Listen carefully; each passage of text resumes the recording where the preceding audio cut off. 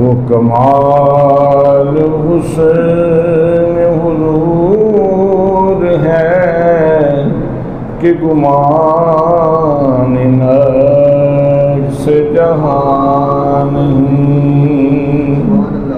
وہ کمال حسن حضور ہے کہ گمان نقص جہاں نہیں۔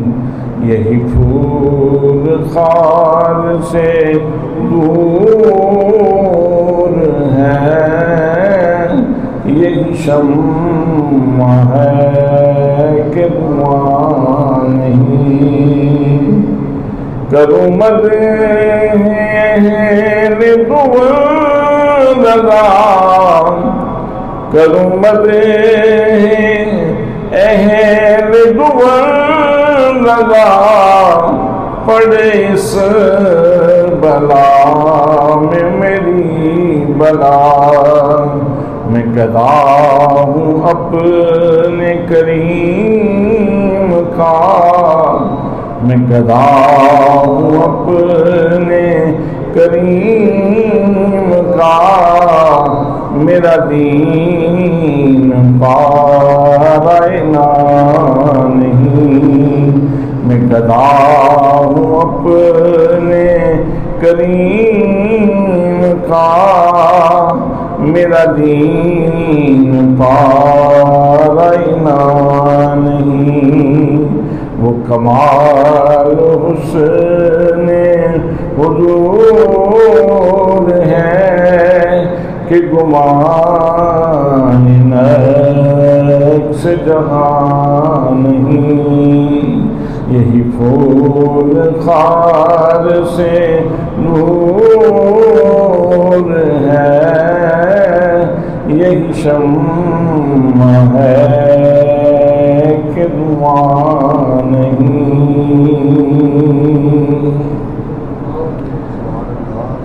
بہت زیادہ عزت و تعظیم و تکریم کے لائق میرے پیارے نبی صلی اللہ علیہ وآلہ وسلم کے پیارے غلاموں، ماہ صفر المظفر رواں دواں ہے، اور اس میں اللہ کریم کے بہت سارے پیارے بندوں کے آراس ہوتے ہیں، آراس کی تقریبات ہوتی ہیں۔ تو انہی اللہ کے برگزیدہ بندوں میں ایک بہت بڑی شخصیت جن کو اللہ کریم نے ایک اپنی قدرت کی نشانی کے طور پہ پیدا فرمایا اور بے پناہ صلاحیتوں کے ساتھ پیدا فرمایا، اور جن کے سر پہ اللہ کریم نے شان تجدید کا تاج رکھا، میری مراد حضرت مولانا شاہ احمد رضا خان فاضل بریلوی رحمۃ اللہ تعالیٰ علیہ کی ذات گرامی ہے۔ ہر دور میں اللہ کریم اپنے دین کا کام لینے کے لیے اور اسلام کے جھنڈے کی سرفرازی کے لیے اپنے منتخب بندوں کو بھیجا کرتا ہے۔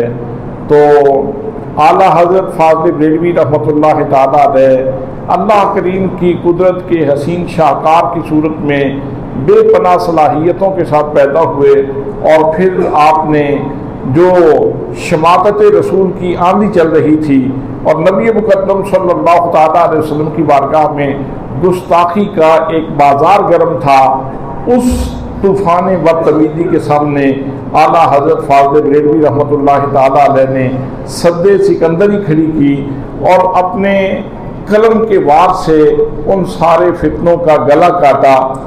تو آج میں انہی کے حوالے سے دو چار باتیں آپ کی خدمت میں عرض کرنا چاہتا ہوں۔ دعا ہے کہ اللہ کریم مجھے حق کہنے کی توفیق مرحمت فرمائے۔ مولانا شاہ احمد رضا خان فاضل بریلوی رحمۃ اللہ تعالیٰ علیہ دور حاضر میں اس وقت حقانیت کی ایک بہت بڑی دلیل ہے۔ مرور زمانہ میں آپ دیکھیں، ذرا ماضی بعید کو دیکھیں یا ماضی قریب کو دیکھیں تو بہت سارے فتنے برپا ہوئے، اور ہر فتنے کا تدارک کرنے کے لیے اور فتنے کا رد کرنے کے لیے مختلف نعرے مارد وجود میں آئے۔ مثلا ایک نعرہ ہم لگاتے ہیں نعرہ تکبیر، اور جواب کیا دیتے ہیں؟ اللہ اکبر۔ نعرہ یہ اہل حق کا تشخص اور تعارف ہوتا ہے، علامت ہوتی ہے، ایک انٹروڈکشن ہوتا ہے اہل حق کا۔ تو نعرہ تکبیر جب لگاتے ہیں تو یہ جتنا شرک کا فتنہ ہے اور معبودان باطلہ کا جتنا فتنہ ہے اس سارے کا جواب نعرہ تکبیر میں آ جاتا ہے۔ یعنی جتنی مجوسیت ہے، جو آگ کی پوجا کرتے ہیں، تو آگ کی پوجا کرنے والوں کو ہم جواب دیتے ہیں اللہ اکبر۔ چاند اور سورج کی پوجا کرنے والوں کو ہم جواب دیتے ہیں اللہ اکبر۔ لات و منات کی پوجا کرنے والوں کو ہم جواب دیتے ہیں اللہ اکبر۔ اللہ سب سے بڑا ہے۔ یہ سب معبودان باطلہ ہیں۔ شرک اور کفر کی جتنی قسمیں موجود ہیں ان سارے فتنوں کو جواب دینے کے لیے ہم نعرہ لگاتے ہیں نعرہ تکبیر اللہ اکبر۔ تو پھر اس کے بعد کچھ اور فتنے پیدا ہوئے۔ مثلا نبی مقدم صلی اللہ تعالیٰ علیہ وسلم کی شان ختم نبوت کے انکار کا فتنہ پیدا ہوا۔ انکار ختم نبوت کا فتنہ پیدا ہوا۔ نبی مقدم صلی اللہ تعالیٰ علیہ وسلم کی حیات مبارکہ کا انکار، لوگوں نے کلمہ پڑھ کے حضور صلی اللہ تعالیٰ علیہ وسلم کو مردہ کہنا شروع کر دیا۔ اس سے بڑی بدتمیزی اور کیا ہوگی؟ طوفان بدتمیزی اور کیا ہوگا کہ کلمہ پڑھ کے ممبر کے اوپر چڑھ کے لوگ رسول اکرم صلی اللہ تعالیٰ علیہ وسلم کی حیات مبارکہ کا انکار کرنے لگے۔ تو یہ بہت بڑا فتنہ تھا۔ نبی مقدم صلی اللہ تعالیٰ علیہ وسلم کے وسیلے سے ہمیں خدا کا عرفان ملا ہے، خدا کی پہچان ملی ہے۔ نہ ہاؤ ہو سے نہ نعرہ زنی سے ملتا ہے، پتہ خدا کا خدا کے نبی سے ملتا ہے۔ ارے ان کو چھوڑ کے جنت جو جا سکو تو جاؤ، وہ تو راستہ ان کی گلی سے ملتا ہے۔ تو جن کے وسیلے سے اللہ کریم نے ہمیں اپنا عرفان عطا فرمایا، اپنی معرفت عطا فرمائی اور اپنی توحید کا شعور عطا فرمایا، ان کی ذات کے توسل کا انکار کیا جانے لگا۔ یہ بھی ایک فتنہ تھا، یہ بھی ایک فتنہ تھا۔ اور نبی مقدم صلی اللہ تعالیٰ علیہ وسلم کے بارے میں جو عقیدہ حاضر و ناظر ہے، مطلب یہ کہ اللہ کریم نے اپنے محبوب صلی اللہ تعالیٰ علیہ وسلم کو اتنی بڑی صلاحیت سے نوازا ہے کہ اللہ کریم ارشاد فرماتا ہے النبی اولا بالمؤمنین من انفسہم، نبی مومنوں کی جانوں سے زیادہ قریب ہے، نبی مومنوں کی جانوں سے زیادہ قریب ہے۔ اور دوسرے مقام پہ ارشاد فرمایا عزیز علیہ ما عنتم، میرے محبوب کا تمہارے ساتھ تعلق اتنا گہرا ہے کہ جب تمہیں تکلیف ہوتی ہے تو گرانی میرے محبوب کے اوپر گزرتی ہے۔ اب جب اتنا گہرا تعلق اللہ نے جوڑ دیا ہے تو اسی کے تحت اور ایک آیت اور بھی عرض کر دوں، اللہ کریم نے اپنے محبوب صلی اللہ تعالیٰ علیہ وسلم کو ارشاد فرمایا یا ایھا النبی انا ارسلناک شاہدا، اے نبی ہم نے آپ کو اپنی اس کائنات کے سارے حقائق کا گواہ بنا کر کے بھیجا ہے۔ حضور صلی اللہ تعالیٰ علیہ وسلم کو اللہ کریم نے گواہ بنایا ہے، شاہد بنایا ہے، مشاہدہ کرنے والا بنا کے بھیجا ہے۔ تو ان ساری تصریحات کو ملا کے علماء نے جو عقیدہ بیان کیا، خاص طور پہ شیخ عبدالحق محدث دہلوی رحمۃ اللہ تعالیٰ علیہ نے، وہ فرماتے ہیں کہ حضور صلی اللہ تعالیٰ علیہ وسلم کو اللہ کریم نے حاضر و ناظر کی شان عطا فرما رکھی ہے۔ اللہ کی عطا سے ہے، اللہ کی عنایت سے ہے، اللہ کی مہربانی سے ہے۔ کئی لوگوں نے اس کا انکار کر دیا، یہ بھی ایک بہت بڑا فتنہ تھا، اس کا بھی جواب ضروری تھا۔ تو حضرات محترم رسول اکرم صلی اللہ تعالیٰ علیہ وسلم کے علوم غیبیہ کے اوپر تو بہت بڑی بات کی گئی، لوگوں نے کتابیں لکھی، رسول اللہ صلی اللہ تعالیٰ علیہ وسلم کے علم غیب کے اوپر مناظرے ہوئے، مجادلے ہوئے، یہ ثابت کرنے کے لیے کہ حضور صلی اللہ تعالیٰ علیہ وسلم کے پاس علم نہیں تھا۔ لوگوں نے عمریں کھپا دی اور پورا سر دھڑ کی بازی لگا دی اور پوری محنت کی اس بات کے اوپر کہ حضور صلی اللہ تعالیٰ علیہ وسلم کے علم کا انکار کیا جائے۔ تو یہ بھی ایک بہت بڑا فتنہ تھا۔ حضرات محترم مولانا محمد عمر صاحب مشربی، ان کا کسی دیوبندی مناظر کے ساتھ مناظرہ ہو رہا تھا، تو جب مناظرہ شروع ہونے لگا تو وہ فرمانے لگے میں بس عوام سے پوچھنا چاہتا ہوں کہ یہ آدمی بھی ساری رات کتابیں پڑھتا رہا اور میں بھی کتابیں پڑھتا رہا، یہ بھی ورق گردانی کرتا رہا، میں بھی ورق گردانی کرتا رہا، اس نے بھی شب بیداری کی، میں نے بھی شب بیداری کی، یہ ساری رات ڈھونڈتا رہا کہ حضور صلی اللہ تعالیٰ علیہ وسلم کے علم کی نفی مل جائے، کوئی ایسی دلیل مل جائے کہ جو حضور صلی اللہ تعالیٰ علیہ وسلم کے علم کی نفی کر دے، اور میں بھی ساری رات جاگتا رہا، اور میں بھی قرآن مقدس پڑھتا رہا، حدیث پاک پڑھتا رہا، اور میں بھی اس تلاش میں رہا کہ مجھے میرے آقا کی شان علم مل جائے، مجھے کوئی ایسی دلیل مل جائے جو حضور صلی اللہ تعالیٰ علیہ وسلم کی شان علم کے اوپر موجود ہو۔ میں وہ دلائل اکٹھے کرتا رہا، میں عوام سے پوچھنا چاہتا ہوں بتلاؤ امتی ہونے کا حق میں نے ادا کیا ہے یا اس نے حق ادا کیا ہے؟ امتی کہلا کے تو حضور صلی اللہ تعالیٰ علیہ وسلم کے علوم کی نفی کرنا، لوگ تو اپنے استاد کی نفی نہیں کرتے۔ عجیب بات یہ ہے کہ اپنے آپ کو علامہ زماں کہنے والے، فاضل اجل کہنے والے، جب حضور صلی اللہ تعالیٰ علیہ وسلم کے بارے میں لکھنے بیٹھے یا بیان کرنے بیٹھے تو حضور صلی اللہ تعالیٰ علیہ وسلم کے علم کی نفی کرنے لگے، تو یہ ایک بہت بڑا فتنہ تھا، اس کا جواب بھی ضروری تھا۔ حضرات محترم، جن فتنوں کی میں نے نشاندہی کی ہے، ان سارے فتنوں کا جواب ایک نعرے کے اندر موجود ہے، اور وہ ہے نعرہ رسالت۔ تو جواب کیا دیتے ہیں؟ یا رسول اللہ۔ جواب آپ کیا دیتے ہیں؟ یا رسول اللہ۔ یا رسول اللہ کے اندر سب سے پہلے تو رسول اللہ صلی اللہ تعالیٰ علیہ وسلم کی رسالت کا اقرار ہے۔ نئے نبی کی گنجائش تب ہوتی ہے جب پہلے نبی کی نبوت منسوخ ہو جائے، تو ہمارے آقا کریم صلی اللہ تعالیٰ علیہ وسلم کی رسالت اب بھی موجود ہے، لہذا عقیدہ ختم نبوت کا اعلان ہو گیا اور فتنہ انکار ختم نبوت کا جواب ہو گیا۔ ایک فتنے کا جواب، جب یا رسول اللہ کہا تو یا اس کو کہا جاتا ہے جو سنتا ہو، جو سمجھتا ہو، تو اس میں حضور صلی اللہ تعالیٰ علیہ وسلم کی حیات بھی مانی گئی، پہلے زندہ ماننا پڑے گا اور پھر سننے والا ماننا پڑے گا اور پھر حاضر و ناظر ماننا پڑے گا۔ تو گویا یا رسول اللہ کے اندر حضور نبی کریم صلی اللہ تعالیٰ علیہ وسلم کی شان حیات بھی آ گئی، زندگی مبارک بھی آ گئی کہ حضور زندہ ہیں، حضور زندہ ہیں، اور یہ چیز بھی آ گئی کہ میں اپنے آقا کو پکار رہا ہوں تو میرے آقا سنتے بھی ہیں، جانتے بھی ہیں۔ حضور صلی اللہ تعالیٰ علیہ وسلم کرم بھی فرماتے ہیں، مہربانی بھی فرماتے ہیں، اور حاضر و ناظر کا عقیدہ بھی آ گیا۔ حضرات محترم، تو اس یا رسول اللہ کے نعرے کے اندر بہت سارے فتنوں کا جواب موجود ہے، بہت سارے فتنوں کا جواب موجود ہے۔ اسی طرح تیسرا نعرہ ہم لگاتے ہیں نعرہ تحقیق، حق چار یار۔ کیا نعرہ لگاتے ہیں؟ نعرہ تحقیق، اور جواب کیا دیتے ہیں؟ حق چار یار۔ تو یہ فتنہ رافضیت کا جواب ہے۔ رافضی فتنہ وہ یہ کہتے ہیں کہ حضور صلی اللہ تعالیٰ علیہ وسلم کے وصال مبارک کے ساتھ ہی تمام صحابہ مرتد ہو گئے تھے، ان کی کتابوں کے اندر موجود ہے۔ صرف 3 صحابی بچے تھے، حضرت مقداد، حضرت سلمان فارسی اور حضرت ابو ذر غفاری، باقی تمام کے تمام وہ مرتد ہو گئے تھے نعوذ باللہ۔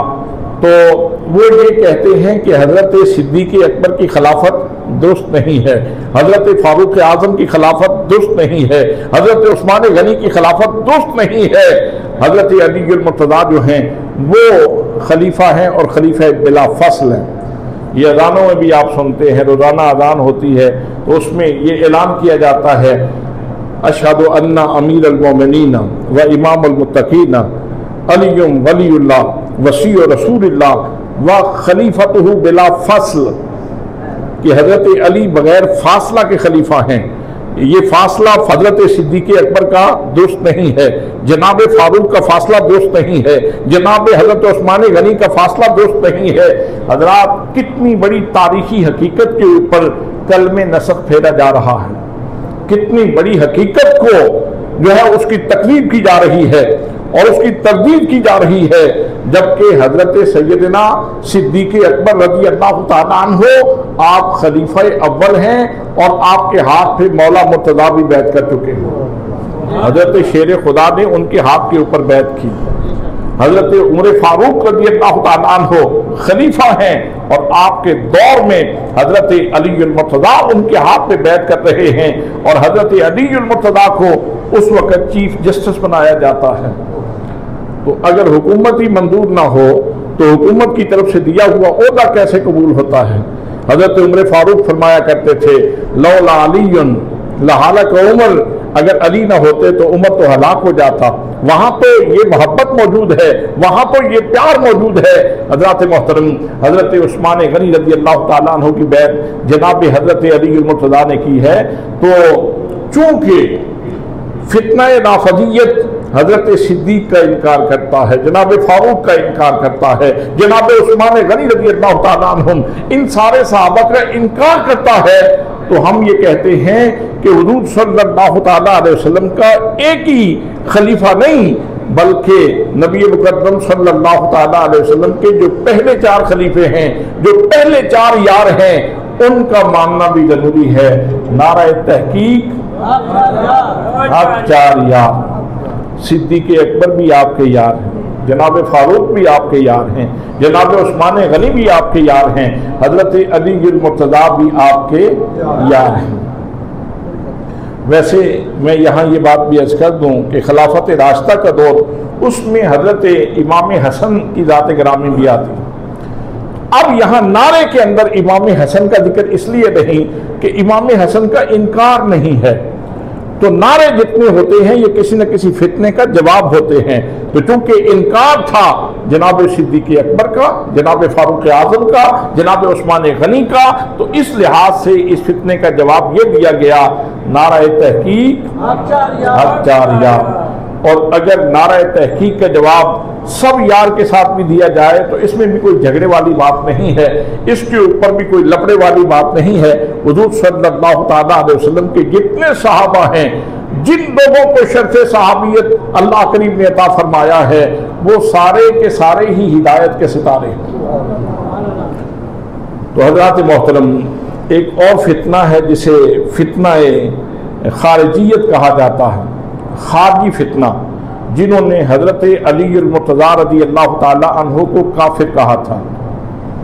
جب حضرت امیر معاویہ رضی اللہ تعالیٰ عنہ اور حضرت علی المرتضیٰ کی صلح ہونے لگی اور حضرت عمر ابن عاص اور ابو موسیٰ اشعری یہ ثالث بنے اور صلح ہونے لگی، تو خارجیوں نے اس وقت یہ سمجھا کہ اگر ان کی صلح ہو گئی تو ہمیں تو نہیں چھوڑا جائے، چونکہ انہوں نے حضرت عثمان غنی کو شہید کیا تھا، بلوائیوں کی صورت اختیار کر کے انہوں نے حضرت عثمان غنی کو شہید کیا تھا۔ تو ان کو سمجھ آئی کہ اگر امیر معاویہ اور حضرت علی المرتضیٰ کی صلح ہو گئی تو ہم تو نہیں بچیں گے، یہ ہمیں کاٹ کے رکھ دیں گے، تو اس لیے انہوں نے یہ اس وقت فتویٰ لگا دیا کہ حضرت علی مشرک ہو گئے، حضرت علی مشرک ہو گئے نعوذ باللہ۔ تو پہلا کلمہ گو جس بندے کے اوپر مشرک کا فتویٰ لگایا گیا وہ حضرت علی المرتضیٰ تھے، اور فتویٰ لگانے والے کون تھے؟ خارجی۔ فتویٰ لگانے والے کون تھے؟ بولیں، فتویٰ لگانے والے کون تھے؟ خارجی۔ تو حضرت عبداللہ ابن عباس رضی اللہ تعالیٰ عنہ یہ حضرت علی المرتضیٰ کے لشکر میں تھے، تو انہوں نے کہا کہ آپ مجھے اجازت دیں میں ذرا ان خارجیوں سے بات تو کروں کہ ان کو جرأت کیسے ہوئی کہ حضرت علی المرتضیٰ شیر خدا کو یہ مشرک کہیں۔ تو حضرت عبداللہ ابن عباس ان سے مذاکرات کرنے کے لیے گئے اور آپ نے فرمایا کہ تم کہتے ہو کہ علی مشرک ہو گئے، تو کیا دلیل ہے تمہارے پاس؟ انہوں نے کہا ہم تو قرآن پڑھتے ہیں، ہم تو قرآن سے دلیل پیش کریں گے۔ آپ کی توجہ ہے نا؟ ہم تو قرآن پیش کرتے ہیں، بتائیں کون سی آیت؟ تو انہوں نے آگے سے آیت پڑھی ان الحکم الا للہ، حکم صرف اللہ کا ہے، لہذا حق ثالث صرف اللہ ہے۔ تو چونکہ انہوں نے ابو موسیٰ اشعری کو ثالث مان لیا، انہوں نے عمر ابن عاص کو ثالث مان لیا ہے، لہذا یہ مشرک ہو گئے۔ اب خارجی کیا پڑھ رہے تھے؟ قرآن، اور فتویٰ کس کے اوپر لگا رہے تھے؟ آپ کو جاگ کے سننے کی ضرورت ہے، یہ بات آپ کو جاگ کے سننے کی ضرورت ہے۔ آج کے دور میں بھی کئی لوگ قرآن کی آیات کا غلط استعمال کر کے اہل حق کے اوپر فتوے لگاتے ہیں۔ تو یہ تسلسل آج کا نہیں، یہ تسلسل بہت پرانا ہے۔ اس لیے ہر قرآن پڑھنے والے کے پیچھے چل نہیں پڑنا چاہیے، پہلے یہ دیکھنا چاہیے کہ اس کے سینے کے اندر ایمان کی دولت بھی موجود ہے کہ نہیں، اس کے سینے میں اللہ کے نبی کا پیار بھی موجود ہے کہ نہیں، اس کا عقیدہ بھی ٹھیک ہے کہ نہیں۔ ہر وہ بندہ جو قرآن اٹھا کے آ جائے اور کہے کہ میں قرآن پڑھتا ہوں تو ہمیں اس کے پیچھے نہیں چل پڑنا چاہیے، بلکہ ہمیں یہ تحقیق کرنی چاہیے کہ یہ جو بندہ قرآن پڑھ رہا ہے پہلے تحقیق تو کریں اس کا اپنا عقیدہ درست ہے۔ تو حضرات محترم حضرت عبداللہ ابن عباس نے ان کو جواب دیا، فرمایا کہ اگر میاں بیوی کے درمیان جھگڑا ہو جائے اور جھگڑا طول پکڑ جائے تو اللہ کریم ارشاد فرماتا ہے فَإِنْ خِفْتُمْ شِقَاقَ بَيْنِهِمَا فَبَعَثُوا حَكَمًا مِنْ أَهْلِهِ وَحَكَمًا مِنْ أَهْلِهَا۔ فرمایا کہ اگر میاں بیوی میں جھگڑا ہو جائے اور جھگڑا طول پکڑ جائے اور صلح کی صورت نہ بن رہی ہو تو ایک ثالث میاں کی طرف سے مقرر کر دو اور ایک ثالث بیوی کی طرف سے مقرر کر دو، وہ دو بندے جو فیصلہ کریں اللہ کو منظور، اس کے رسول کو منظور۔ سبحان اللہ۔ تو حضرت عبداللہ ابن عباس نے کہا جب ایک گھر کا جھگڑا ہو تو وہاں ثالث مقرر کرنے کا اللہ کریم حکم دے رہا ہے، وہاں شرک نہیں ہوتا، تو جہاں پوری امت کا مسئلہ ہو، جہاں پوری امت کا مسئلہ ہو وہاں ثالث مقرر کرنے پہ شرک کیوں لازم آتا ہے؟ اس کا مطلب یہ ہے کہ تم نے آیت پڑھی تو آیت ہے لیکن ترجمہ ٹھیک نہیں کیا، تم نے مفہوم ٹھیک نہیں سمجھا۔ حضرات محترم دوسرے نمبر پہ آپ نے دلیل دی، فرمایا کہ اللہ کریم ارشاد فرماتا ہے کہ محرم احرام والا بندہ اگر وہ کسی جانور کو احرام کی حالت میں حرم شریف میں قتل کر دے، اللہ کریم فرماتا ہے یا ایھا الذین آمنوا لا تقتلوا الصید وانتم حرم ومن قتله منکم متعمدا فجزاء مثل ما قتل من النعم یحکم به ذوی عدل منکم۔ فرمایا کہ اگر کسی نے احرام کی حالت میں حرم شریف کی ہرنی یا کوئی اور جانور کسی نے شکار کیا، قتل کر دیا، تو اس کے اوپر ویسا ہی جانور بطور چٹی دینا لازم ہوگا، بطور جرمانہ ویسا ہی جانور اسے دینا پڑے گا کفارے کے طور پر۔ اب ویسا ہی کا فیصلہ کون کرے کہ یہ جو ہرنی کا شکار ہوا ہے یہ جو بکری دے رہے ہیں اس جیسی ہے کہ نہیں، اس وزن کی ہے کہ نہیں، اس جیسی صحت مند ہے کہ نہیں، یا کوئی اور جانور ہے تو اس جیسے کا فیصلہ کون کرے گا؟ تو اللہ کریم ارشاد فرماتا ہے یحکم بہ ذوی عدل منکم، تم میں سے دو عادل آدمی ثالثی کریں، حکم بن جائیں، وہ دو آدمی فیصلہ کر دیں، مقرر کر دیے جائیں، جو بھی وہ فیصلہ کریں گے اللہ کو منظور، اس کے رسول کو منظور۔ تو حضرت عبداللہ ابن عباس نے ارشاد فرمایا کہ اگر حرم کا خرگوش وہ قتل ہو جائے، اگر حرم کی ہرنی قتل ہو جائے تو اس کے لیے ثالث مقرر کرنا شرک نہیں ہے۔ اگر کسی گھر میں ناچاکی ہو جائے تو ان کے لیے ان کی صلح کروانے کے لیے ثالث مقرر کرنا شرک نہیں ہے۔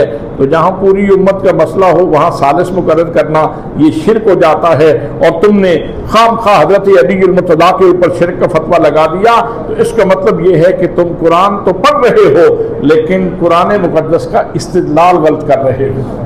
تو حضرات محترم میں عرض کر رہا ہوں کہ کلمہ گو لوگوں میں مسلمانوں کے اوپر جس بندے کے اوپر سب سے پہلے شرک کا فتویٰ لگایا گیا وہ کون تھے؟ حضرت علی المرتضیٰ۔ اور کس نے لگایا تھا فتویٰ؟ خارجیوں نے۔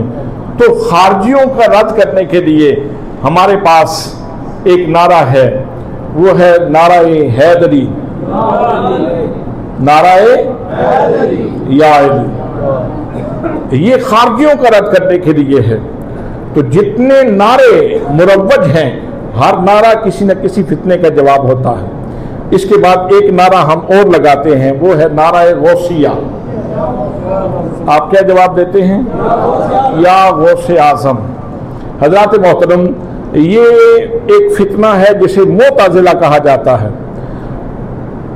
بے شمار فرقے پیدا ہوئے، تو یہ جو معتزلہ ہیں یہ اولیاء کی کرامات کے منکر ہیں، اولیاء کی کرامات کے منکر ہیں، ان کو معتزلہ کہا جاتا ہے۔ یہ کہتے ہیں کرامت کوئی شے نہیں۔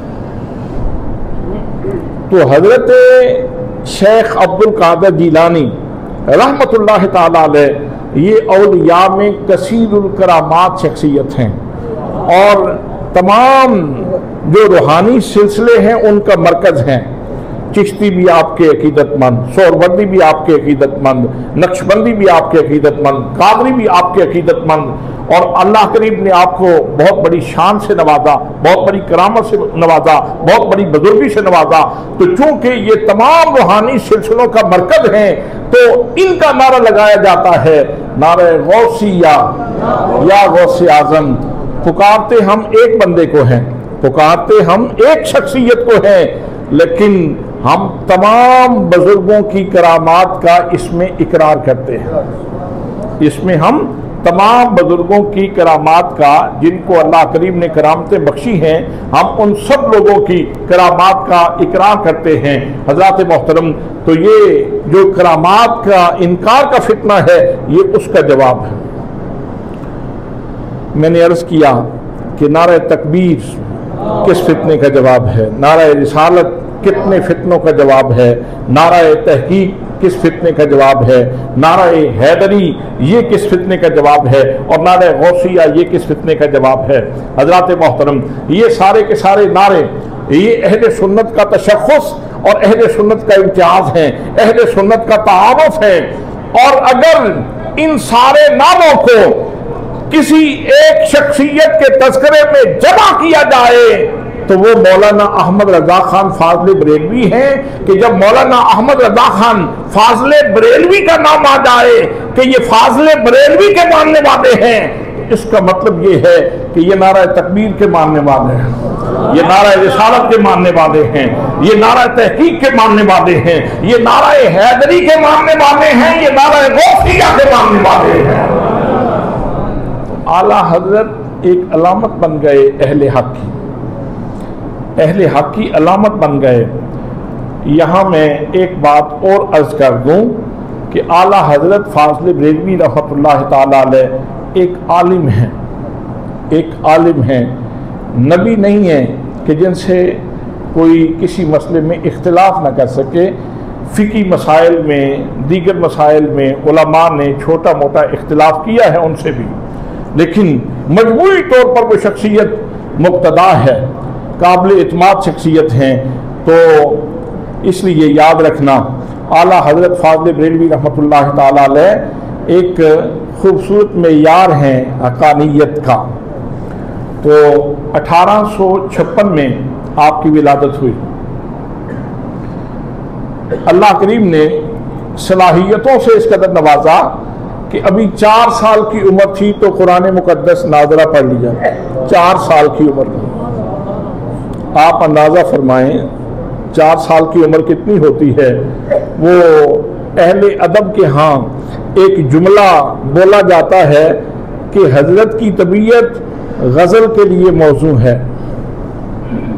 کسی شاعر کے لیے، بعض اوقات کسی نثر نگار کے لیے کہا جاتا ہے کہ حضرت کی شخصیت غزل کے لیے موضوع ہے، حضرت کی شخصیت یہ نثر کے لیے موضوع ہے، اعلیٰ حضرت کی شخصیت یہ قرآن کے لیے موضوع ہے، اعلیٰ حضرت کی شخصیت قرآن کے لیے موضوع ہے اور عشق رسول کے لیے موضوع ہے۔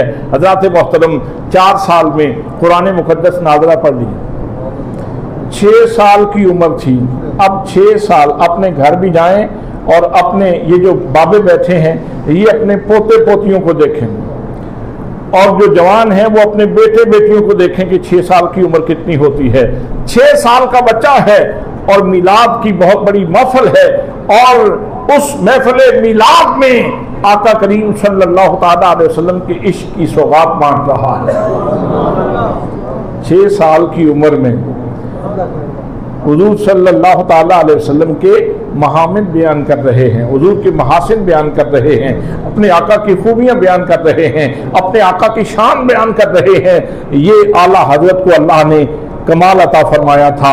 और फिर ये भी अर्ज कर दूँ, 8 साल की उम्र थी तो आपने नहव की एक किताब है जिसका नाम है हिदायतुन नहव, उसका हाशिया लिखा, उसका हाशिया लिखा।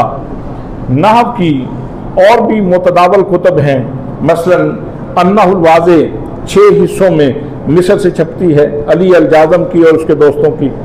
ये किताब भी नहव में बड़ी अदक है, लेकिन इसका उसलूब सहल है, आसान उसलूब है। इसी तरह एक और किताब अहले इल्म के यहाँ मुतदावल है, उसका नाम है कतरुन नदा।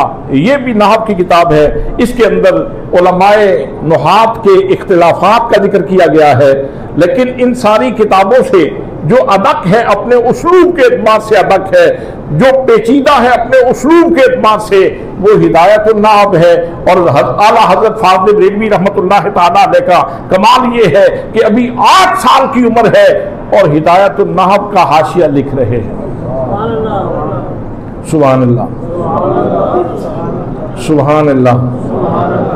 ये कभी आप मतन और हाशिया पढ़े तो फिर आपको पता चले ना। तो हजरात मोहतरम, फिर जब आप 14 साल की उम्र को पहुंचते हैं तो दर्सियात की तकमील हो जाती। 14 साल की उम्र में जामिउल माकूल व मनकूल हो जाते हैं। मनकूलात भी ख़त्म हो गई, माकूलात भी ख़त्म हो गई, और दारुल इफ्ता संभाल लिया। वाले साहब के पास फतवा आया, उन्होंने कहा बेटा फतवा लिख दो। फतवा ये था कि अगर किसी बच्चे के नाक के जरिए किसी औरत ने अपना दूध उंडेल दिया और वो हलक के रास्ते से उसके पेट में चला गया तो रज़ात साबित होगी कि नहीं होगी, वो उसकी माँ बनेगी कि नहीं बनेगी, रज़ाई माँ बनेगी कि नहीं बनेगी। और आप जानते हैं कि रज़ात के साथ बहुत सारे रिश्ते महरम रिश्ते हो जाते हैं, बहुत सारे रिश्ते महरम हो जाते हैं। तो हज़रात मोहतरम, अब ये फतवा आया एक 14 साला नौजवान के पास, और उसने फतवा लिखा और दलाइल के साथ लिखा कि अगर इस तरह किसी बच्चे के रज़ात की उम्र के अंदर उसके नाक में से दूध डाला जाए और हलक के जरिए उसके पेट तक चला जाए तो रज़ात साबित हो जाएगी। जब मौलाना नकी अली खान, जो आपके वालिद गिरामी थे, उन्होंने फतवा देखा तो फतवे के ऊपर अपना तस्दीकी नोट लिखा और साथ फरमाया बेटा आइंदा ये कलमदान आपके सुपुर्द कर रहा हूँ, आइंदा जो भी फतवे आएंगे वो आप लिखा करेंगे। हजरात, अल्लाह करीम कादिर है, कादिर मुतलक है। केटू को बुलंदी उसने अता फरमाई और माउंट एवरेस्ट को भी बुलंदी उसी ने अता फरमाई है, और चूड़े के सीने में नमक भी उसी ने रखा है, और उसके सीने में गंधक भी अल्लाह ने ही रखी है। आप तत्ता पानी जाएं तो इधर से ठंडा पानी बह रहा है, साथ तत्ता पानी भी निकल रहा है। उस पानी के अंदर अंडा रखें तो अंडा उबल जाता है, साथ ठंडा पानी भी बह रहा है। तो ये कुदरत किसकी है? ये अल्लाह की है, ये कमाल मेरे रब का है, ये इनायात मेरे रब की है। हजरात मोहतरम, जैसे कायनात के अंदर इस आफाक में फैली हुई अल्लाह की निशानियां मौजूद हैं और अल्लाह के करम मौजूद हैं और अल्लाह की इनायात मौजूद हैं, ऐसे ही अल्लाह ने अपने बंदों के ऊपर भी करम फरमाया। सलाहियतों के एतबार से, सलाहियतों के एतबार से अल्लाह ने करम फरमाए हुए हैं। तो मौलाना शाह अहमद रज़ा खान फाज़िल बरेलवी रहमतुल्लाह ताला अलैह को अल्लाह करीम ने ये शान और ये मकाम अता फरमाया। इश्क़ रसूल इसकी तो आपको घुट्टी मिली हुई थी। आप खुद फरमाते हैं कुरान से मैंने नात गोई सीखी ताकि रहें आदाब शरीयत मलहूज़, یعنی کہنا یہ چاہتے ہیں کہ میں نے جو سطر لکھی ہے نبی کریم صلی اللہ تعالیٰ علیہ وسلم کی شان میں، جو جملہ لکھا ہے نبی کریم صلی اللہ تعالیٰ علیہ وسلم کی شان میں نے اپنے سامنے یا قرآن کو رکھا ہے یا نبی کریم کے فرمان کو رکھا ہے۔ اور اسی لیے میں اپنے عزیز خواجہ غلام مصطفیٰ صاحب سے کہتا رہتا ہوں، یہ دائیں بائیں سے ادھار لے کے یہ اشعار نہ پڑھا کریں، اعلیٰ حضرت نے جو سلام لکھا ہے وہ کمال کا سلام ہے، اور اس کے اندر بڑی معنویت ہے، اس کے اندر معنوی ثروت موجود ہے، معانی کی کثرت موجود ہے، اور عشق رسول کی طغیانی موجود ہے۔ حضرات محترم، آپ صرف اعلیٰ حضرت کے سلام کو دیکھ لیں، کتنی سلاست ہے اور اس کے اندر اور کتنا پیار ہے۔ مصطفیٰ، ذرا توقف سے، مصطفیٰ جان رحمت پہ لاکھوں سلام، مصطفیٰ جان رحمت پہ لاکھوں سلام۔ اب مصطفیٰ کے اوپر قرآن کی آیات پیش کی جا سکتی ہیں، شان رحمت کے اوپر قرآن کی آیات پیش کی جا سکتی ہیں، اور لاکھوں سلام کے اوپر قرآن کی آیات پیش کی جا سکتی ہیں۔ شمع بزم ہدایت پہ لاکھوں سلام۔ اب لفظ شمع بزم ہدایت کے اوپر کتنی تصریحات قرآن کی پیش کی جا سکتی ہیں، کتنی آیات پیش کی جا سکتی ہیں۔ تو سچ کہا آپ نے کہ قرآن سے میں نے نعت گوئی سیکھی، قرآن سے میں نے نعت گوئی سیکھی۔ حضرات محترم، پھر اتنی سلاست ہے اور اتنی خوبصورتی ہے کلام کے اندر۔ آپ دیکھیں کہ نان پارا ریاست کا جو حکمران تھا، اس کے ہاں مشاورہ ہو رہا تھا، اور اکثر شعراء یہ بڑے بڑے بادشاہوں کے پاس جاتے تھے اور جا کے وہاں داد وصول کرتے، انعامات وصول کرتے۔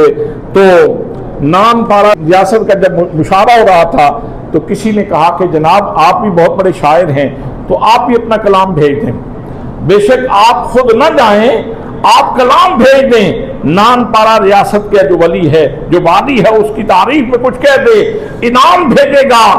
تو اعلیٰ حضرت نے جو جواب لکھا وہ ایک نعت کی صورت میں ہے۔ آپ نے یہاں سے شروع کیا، توجہ کرنا۔ وہ کمال حسن حضور ہے، وہ کوئی کہتا ہے نان پارا کی ریاست کا جو والی ہے نا اس کی تعریف کریں، تو یہاں کیا ہو رہا ہے؟ ڈیمانڈ یہ ہے کہ جو نان پارا کی ریاست کا والی ہے اس کی تعریف کی جائے، یہاں کیا ہو رہا ہے؟ فرماتے ہیں وہ کمال حسن حضور ہے کہ گمان نقص جہاں نہیں، وہ کمال حسن حضور ہے کہ گمان نقص جہاں نہیں، یہی پھول خار سے دور ہے، یہی شمع ہے کہ گمان نہیں۔ کہتے ہیں کس کی بات کرتے ہو تم؟ نان پارا ریاست کی بات کرتے ہو، میں کائنات کے والی کی تعریف کرتا ہوں۔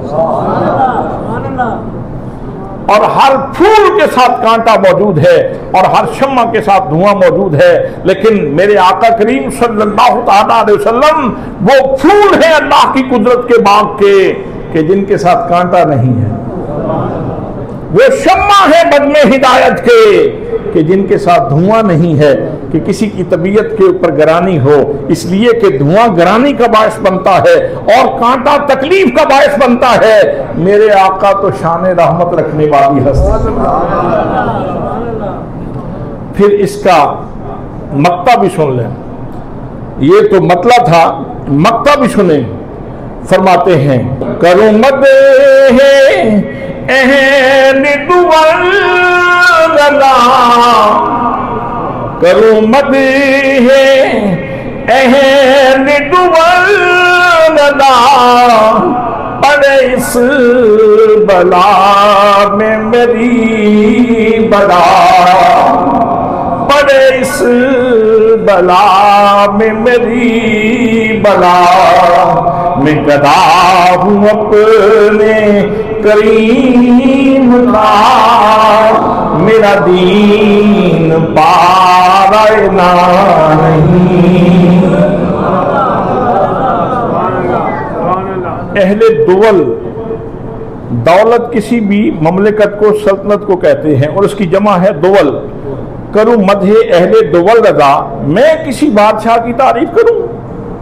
کروں مدح اہل دول رضا، پڑے اس بلا میں میری بلا، میری بلا اس میں کیوں پڑے بھائی؟ میں اس میں کیوں پڑوں؟ میں اس راستے پہ کیوں جاؤں؟ میں یہ راستہ کیوں اختیار کروں؟ بھئی میں گدا ہوں اپنے کریم کا، میں گدا ہوں اپنے کریم کا، میرا دین پارا نہ نہیں کہ روٹی کے ایک ٹکڑے کے لیے نان پارا ریاست کے والی کی تعریف کرنا شروع کر دوں۔ مجھے جو کچھ ملتا ہے اللہ کی عطا سے، محمد کریم کی بارگاہ سے ملتا ہے۔ میں گدا ہوں اپنے کریم کا، میرا دین پارائے نہ نہیں۔ حضرات محترم، اعلیٰ حضرت فاضل بریلوی رحمۃ اللہ تعالیٰ علیہ کی بس آخری دو باتیں عرض کر کے میں اپنی گفتگو کو سمیٹ رہا ہوں۔ آپ حج کے لیے گئے اور 3 دن حج جو ہے وہ طغیانی کی لپیٹ میں رہا، کپتان پریشان، آپ کے ساتھ والدہ ماجدہ تھیں، وہ بھی تھوڑی سی پریشان ہوئیں، اور آپ جانتے ہیں کہ ماؤں کو اپنی پریشانی کم ہوتی ہے، اولاد کی پریشانی زیادہ ہوتی ہے۔ جب ماں کے چہرے کے اوپر پریشانی کے آثار دیکھے تو اعلیٰ حضرت فرمانے لگے کہ امی جان یہ جہاز کامیابی سے ساحل آشنا ہوگا، ساحل پہ اترے گا۔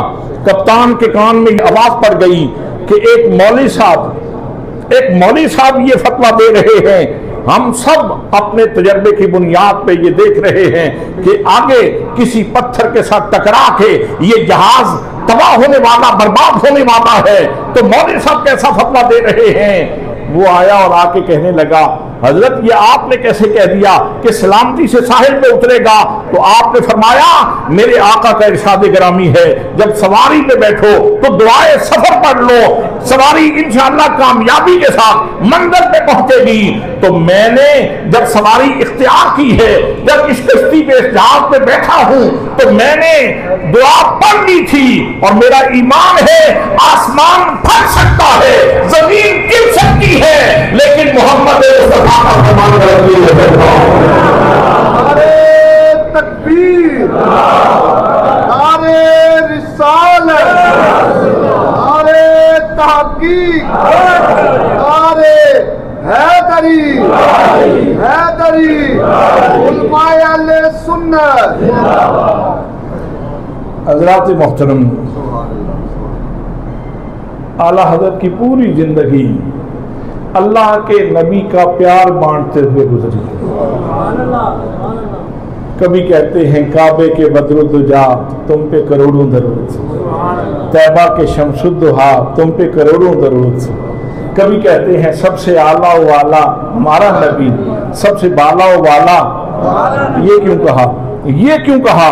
حضرات محترم، اس کا بھی پس منظر ہے کہ کچھ لوگوں نے نبی کو اپنے جیسا کہنا شروع کر دیا۔ ایک فتنہ تھا، ایک طوفان تھا۔ یہ بابے، یہ جو بزرگ ہیں یہ جانتے ہیں کہ یہاں بڑے صغیر میں پاکستان میں ایسے مولوی موجود تھے جو کہتے تھے نبی ہماری مثل ہے۔ تو اعلیٰ حضرت نے نعت لکھی، سب سے اعلیٰ و اعلیٰ ہمارا نبی، سب سے بالا و اعلیٰ ہمارا نبی۔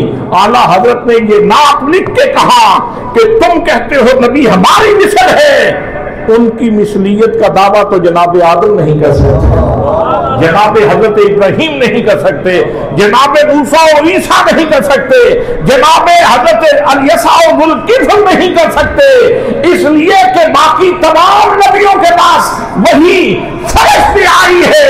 محمد مصطفیٰ صلی اللہ علیہ وسلم اللہ کے وہ نبی ہیں جن کے پاس وہی عرش کے اوپر آئی ہے۔ سب سے اعلیٰ و اعلیٰ ہمارا نبی۔ اور جس روز آپ کا وصال ہوا بیت المقدس میں ایک شامی بزرگ موجود تھے. انہوں نے خواب میں دیکھا سرور عالم صلی اللہ علیہ وآلہ وسلم کی زیارت ان کو نصیب ہوئی. آقا کریم صلی اللہ تعالیٰ علیہ وسلم صحابہ کے ہمراہ موجود ہیں. تو اس شامی بزرگ نے عرض کی یا رسول اللہ آپ کس کے انتظار میں ہیں؟ تو فرمایا ہند سے، ہند میں بریلی سے ہمارا ایک عاشق احمد رضا آ رہا ہے، ہم اس کا انتظار کر رہے ہیں. پھر ان کی آنکھ کھلی، انہوں نے سفر کیا. جب یہاں ہند میں پہنچے، بریلی میں آ کے پتہ کیا تو پتہ چلا کہ جس روز آپ نے خواب دیکھا تھا وہی دن آپ کے وصال کا تھا. یہاں سے یہ بھی پتہ چلتا ہے کہ سینے میں آقا کی محبت پالو. ممکن ہے کہ روح نکل کے پہلے مدینے جائے پھر عرش کی طرف جائے. اس شاخ کی روح جب نکلتی ہے تو پہلے مدینے جاتی ہے، سرکار کی بارگاہ میں سلام پیش کرتی ہے، پھر اللہ کے حضور حاضر ہوتی ہے. اللہ کے نبی کا پیار اپنے سینے میں بسا لو، اپنے دل کو آباد کر لو اللہ کے نبی کے پیار سے، تو اللہ کریم ہو سکتا ہے یہ کرم فرما دے. اور جب روح نکلے تو مدینے والے خود بھی کرم فرما سکتے ہیں. کتنے لوگوں کے اوپر ایسے بھی کرم ہوا کہ سرکار نے کرم فرمایا اور زیارت عطا فرما دی. اور کئی خوش نصیب ایسے ہیں کہ ان کی روح مدینہ طیبہ میں حاضر ہوئی اور پھر عرش الہی کا اس نے رخ کیا. تو دعا ہے کہ اللہ کریم ہمیں اعلیٰ حضرت فاضل بریلوی رحمۃ اللہ تعالیٰ علیہ کی جو روشن تعلیمات ہیں ان کو سمجھنے کی اور ان کے اوپر عمل کرنے کی توفیق نصیب فرمائے. اس لیے کہ آپ کی تعلیمات کوئی قرآن و سنت سے الگ تعلیمات نہیں ہیں، بلکہ آپ نے قرآن و سنت کی ہی تشریحات پیش کی ہیں. تو اللہ کریم کی بارگاہ میں عمل کی دعا ہے وما علیہ الا البلاغ المبین.